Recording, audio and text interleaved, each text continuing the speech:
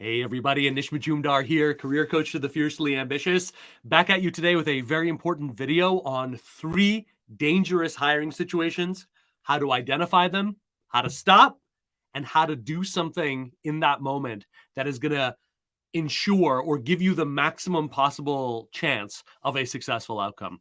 Being forewarned is always better than being ignorant when you walk into situations like this. And it really surprises me how many professionals I see out there who make this error in thinking that, hey, just because I'm good at what I do or I know my industry, then I know how to handle this. Look, the game of hiring, the game of getting offers is completely different than whatever your niche is and what your background is. So do not bring that kind of false confidence into it. Be wary, be aware. A lot depends both on your future and the future of your loved ones in terms of the decisions that you make. So what are these 3 situations? How can you protect yourself? All right, let's get into it. By the way, if you want more advice that actually works, not BS HR advice, follow me right now. Hop on over to LinkedIn, put in the word ANISH. I should be one of the first people that you see there. One click follow me so you can stay up to date on more advice, more things that are actually working out there. We work with executives, we work with senior leaders every single day.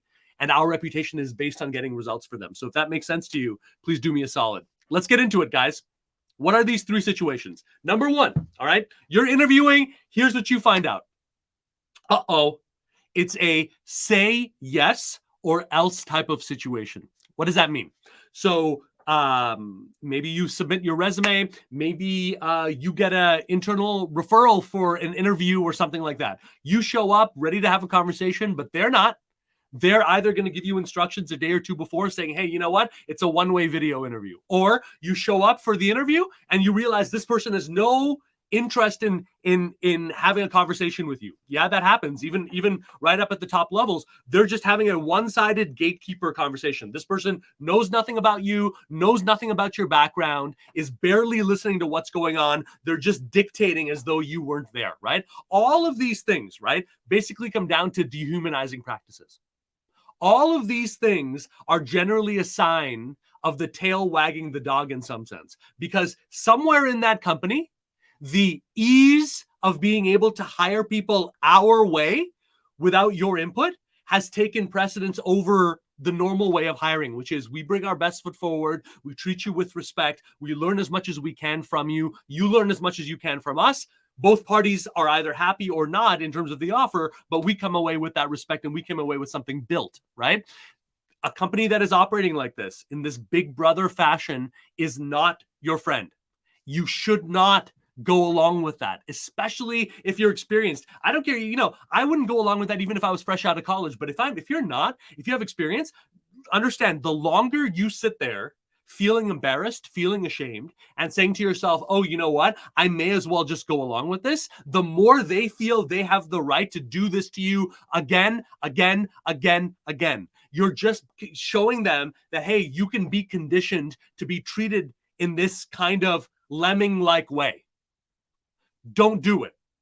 Okay, your job is to stop that. The most important thing that you can do, okay, is in a one-sided say yes or else type situation that'll give you the best odds of success, is to do what's called a hard reset. Okay, what does that mean? Stop the train. I don't care if you have to interrupt someone, right? Stop. Hold on a second. Hold on before we go any further. Can we make sure that there's agreement on what we're trying to accomplish here, right? Ask a big picture question. What are we trying to do? Well, we're trying to hire. Okay, what do you need? What are we looking for here? Because I'm having trouble figuring out, based on the posting, based on our conversation, what are those key drivers? From that big picture question, you want to try to drill into the 2 or 3 most important aspects of the role and get verbal buy-in for it, right? In other words, you're looking for the optimal candidate who can do this. Right? The reason you're looking for that is because you need someone specifically who has knowledge in Six Sigma practices, who has a deep understanding of complex global manufacturing. Yes or no? Okay, it looks like you also need B. Don't judge these things. Just try to get an understanding, right? And it also looks like C. Did I lose you? Is any of that something that you would disagree with? Yes or no? Yes, I agree with that. Yes, I agree with that. Yes, I agree with that. From there, I can actually look at where we take this conversation and go back to my own notes of what you told me was important and match up redirect, challenge, I can do some stuff. But the reason a one-sided thing is so damaging for candidates is because they just sit there absorbing, asking nothing in return, stopping nothing, and they leave lessened regardless of what the answers were that you gave. And then later on, maybe you get the role, maybe you don't, but the harm has been done, right? You're not a leader who deserves a real engagement, who deserves to be treated that way.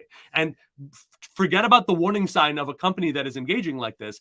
If it's a question of an interviewer just not knowing their business, a gatekeeper who is just flummoxed or whatever, this type of a hard reset will really help you. It'll bring them back. It'll allow you to say, okay, this is what I want. And then you as an expert can say, you know what? I know you're looking for someone who has this kind of a knowledge, but far more effective than that is someone who, in a team fashion, has been through this problem. Now, let's talk a little bit about this problem here, and let's see if we can get some clarity. I want to move it from what you think is important into the details of what's actually going on. And as I'm asking for that hard reset, I also want to find those 2 or 3 nuggets of information that I can use as leverage, right? I want to get the conversation as quickly as possible out of the zone of what you think is important, what you think is right, into what is actually going on, and then applying my expertise and my filtration system to meet yours and thereby change it. That would be the only way a hard yes, say yes or else situation, I believe, would move into a conducive place, is if you could change it fundamentally through getting agreement on the deeper things and then move from there. All right, let's talk about the second warning sign and the second big situation that you really need to be worried about. Okay, and it's an interesting one because it doesn't really always seem like something to worry about, right? It's the love fest. Right? A love fest is you walk into a cold room, you pick up the phone, it's a cold relationship, man, you guys are off and running. You know, you guys have a wonderful rapport, there's depth, all of that stuff. But here's the problem. You're going to leave that meeting, you're going to leave that thing feeling good until 5 minutes after the conversation when you ask yourself, hey, what did I actually learn about this? How much closer did I get to be the candidate of choice here? And if it's too much of a love fest, the answer is none, right? You guys exchanged good words as though you guys were buddies. But if you don't have like 1 or 2 awkward moments in an interview, you didn't get into anything real, right? You didn't start talking about the information they would rather not you know. And you finding that is a big reason why you're going to get the offer or not. So that's the problem with the love fest, is that it makes you feel good. And because you don't want to disrupt that good feeling, right? You just keep going. You don't ask the things that you should. You don't move it into the direction that you should. It's a big, big, big problem. Here's what I would suggest, okay? Understand this. You're here to do work, okay? You're not here to be my friend. You're here for us to work together. Some of the most productive working relationships I have with clients, with coworkers, with team members, right? We're not always having a love fest. But I know with 100% faith, I know what you want, you know what I want, and you know that we're aligned here. So in the interest of our self-interest, which is a much more honest place to move forward with, we can dive in, we can argue, we can do whatever we need to without any fear. Right? I want you to have important conversations, not friendly conversations. Save the friendly conversations for your loved ones. When you're at work, when you're trying to get something better for yourself, get into it. Get into the details. And what really helps in terms of adding some focus to a love fest type situation is what I would call a 3-part cheat sheet, okay? You can walk into any interview with that. I don't know why people don't walk in with notes. I don't know why people walk in with ideas that they want to express. This is respect, right? It's not an acting show. You don't have to be off book, right? It's about whether or not you care enough about the situation more than the other person, whether you can take responsibility for what you're identifying more than the other person, right? So for this, roughly a 1-sheeter almost, or a 2-sheeter, 3 big parts, okay? Number 1, right? In the first area is you want to find out more information about what's really going on, as we're talking about, right? Getting past the jobs posting to get to the scoop, right? What is really happening? What do they most need to accomplish in the first 30, 60, 90 days? Then more information about why they sought you out, right? That's the second part. Why did they reach you out? What were the parts about your background that resonated with them? The more you understand that, the more you can play to that, right? And the third thing, the third section, is critical information that you need that's over and above all of this stuff, right? about what's working for them, what's not, weak points, strengths, etc. Right? So I got these three big areas. And what I would say is, no matter how well I'm going, if I need to interrupt or if I need to stop and be like, hey, look, I want to make sure you get the most value for this, frame it from the point of view of mutual value. I want to make sure you get as much value from this as possible. Want to make sure that we can make the most of our 25 minutes here. What do you think about this? Can I ask you a question about this? Do I have your permission to make it professional right now to do it? Can I have your permission? Do I have your permission? What's your take on this? Could I ask what your experience on this was? Flip it over to them in that way, but do it in a directed fashion, right? And that can really, really help. Finally, the trial work period, okay? What does that mean? This is something where you should be interviewing. They just want you to do a whole bunch of work. Come on in for a day. Come on in for 2 days. Come on in and do a multi-day interview process with 3 presentations, okay? What is the countermeasure to that? Pretty simple, okay? 30-minute rule, all right?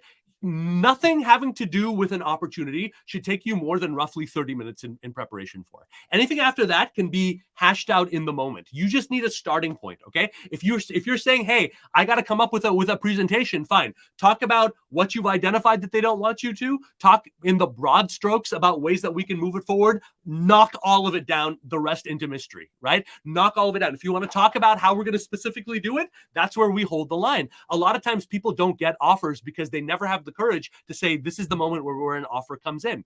We don't need to be asking more questions like that. That's a post-implementation thing, or that's a post-offer type of question. I think right now, the most important thing we do is get started on the things that we've already identified. What do you say? And you wait. And you hold the line, right? You're the expert. You know when enough information has passed. You don't always have to wait for a company, and oftentimes a company doesn't know.